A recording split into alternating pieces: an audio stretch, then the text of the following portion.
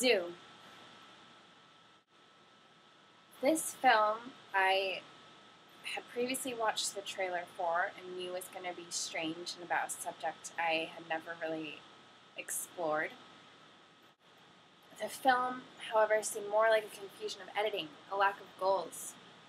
What was the director trying to achieve? Was he trying to bring clarity to the issue of zoophilia and bestiality? Was he trying to, show a different side of Mr. Hands' case that the media didn't? I don't know.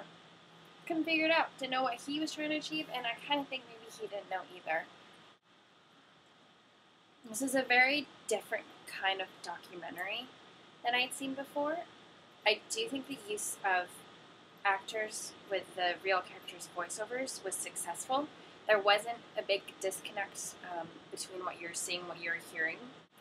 There were scenes in the film that were shot in a really pretty way. It was kind of hard to see anything in that film as pretty because I thought it was all pretty revolting. But some of those early morning scenes, the dusk and the dawn, the blue lighting was nice. There were also, though, some scenes that were just so cheesy for such a dark subject.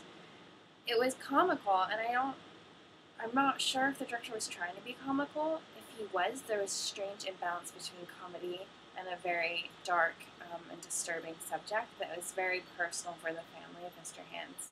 For example, when the two guys somewhere in a tropical landscape, and that part where they have the dolphins in the air, that was so cheesy and out of place. It really lessened the value of those scenes to me.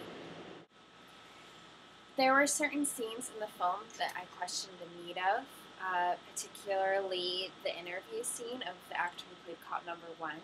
Where the hell did that come from?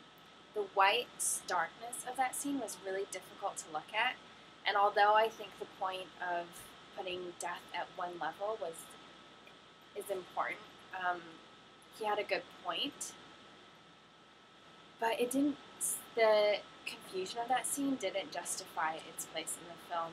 Q&A brought clarity to some of the things I was confused about in the film, particularly that interview scene. We learned that they had interviewed all of the actors, but if you need a Q&A to understand something in a film, then it's probably not a good idea to have it in the film. I don't